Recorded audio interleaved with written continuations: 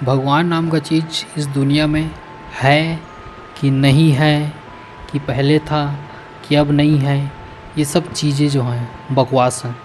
क्योंकि अगर कल के डेट में या फिर ये साबित भी हो जाए कि भगवान है तो उससे आपके जीवन में फ़र्क क्या पड़ेगा, या फिर ये भी साबित हो जाए कि भगवान है नहीं या अब कभी था ही नहीं, तो इससे जीवन में क्या फ़र्क पड़ेगा? कुछ पड़ेगा? नहीं पड़ेगा। वही काम पे जाना है, उसी थक के आना है, उसी डिप्रेशन में उसी तरह शोषण होगा जैसे भारत के लोगों का हो रहा है।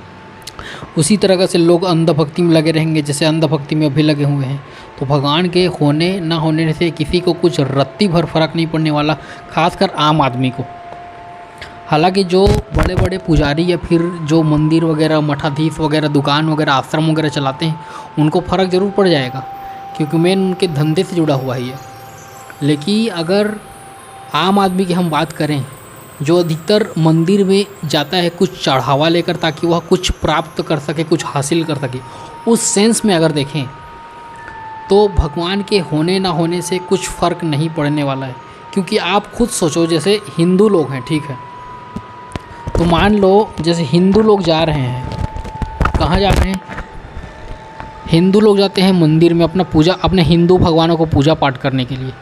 तो ऐसे और भी तो धर्म के लोग हैं ना जो हिंदू धर्म में नहीं मानते। जैसे मान लो क्या एक्चुअल में 8 अरब जनसंख्या है दुनिया की, तो 8 अरब जनसंख्या में टोटल मिला के पूरे दुनिया भर में 2 अरब हिंदू निकल रहे हैं, ठीक है, मोटा माटी बोल रहा हूँ ये डेटा। तो जो 2 अरब हिंदू हैं और बाकी जो 6 अरब लोग हैं, तो 6 अरब लोग तो हिंदू धर्म से रिलेटेड कुछ आस्था नहीं रखते। तो वो लोग तो मंदिर संदिर फिर जो भी इसका हिंदू धर्म का कर्म कांड वगैरह है वो सब यकीन नहीं रखते, वो सबको नहीं मानते। तो वो लोग जो लक्ष्मी पूजा नहीं कर रहे हैं वो लोग अमीर नहीं है क्या? कि जो लोग सरस्वती पूजा नहीं करते वो लोग बुद्धिमान नहीं है क्या? कि जो लोग गणेश जी का पूजा नहीं करते उनका काम असफल या फिर उसमें कुछ विघ्न आ जाता है क्या? नहीं। अगर कोई इन सब की पूजा नहीं भी करे तब भी उसका जीवन वैसे ही चलेगा जैसा कि चलता आया है और जैसा चलना है।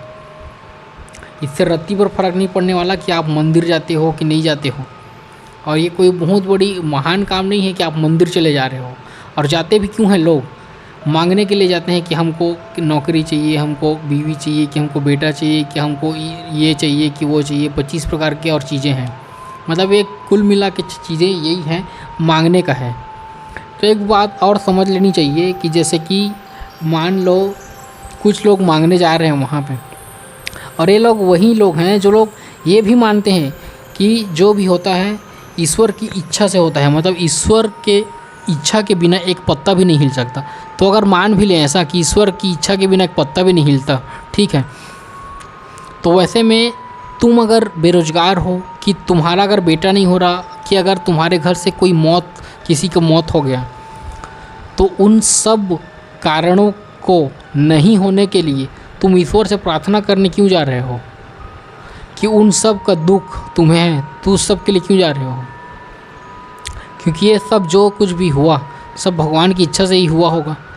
तो तुम भगवान को निर्देश देने क्यों जाते हो कि ऐसा नहीं करना चाहिए था, तू ऐसा कर, तू मेरे को बेरोजगार मत कर, तू मेरे को रोज़गार दे, तू मेरे को बेटी दे दिया, तू मेरे को बेटा दे, तू मेरा काम ऐसे कर दिया, तू वैसा कर।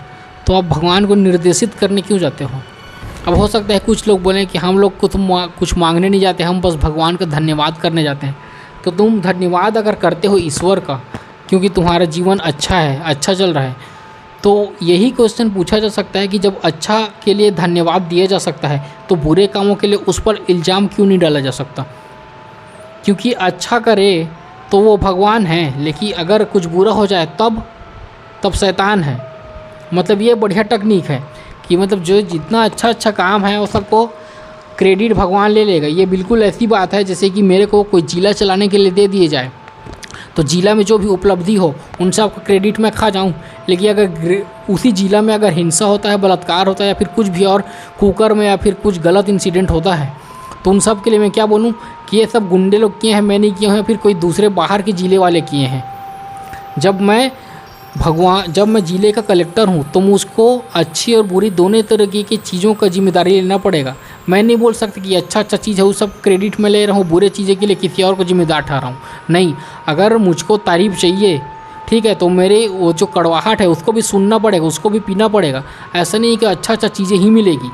तो उसी प्रकार से अगर भगवान को धन्यवाद दिया जा रहा है तो भगवान यह भी डिज़र्व करता है कि उसको गालियाँ दी जाए बुरे कामों के लिए। फिर हमसे जो हमने जो उम्मीद कर रखी थी जीवन में, अगर वो नहीं मिलता है तो उसके लिए उसको दोषी ठहराया जाए।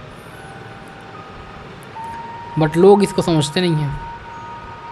उन लोग को क्या लगता है कि भगवान कोई एक मतलब जिन है बोतल से निकला हुआ, कि उसके सामने हम अगरबत्ती फूकेंगे कि दिया जलाएंगे तो वह हमारी मनोकामनाओं को पूरा करता जाएगा। भगवान ना हो गया कोई रामू काका हो गया।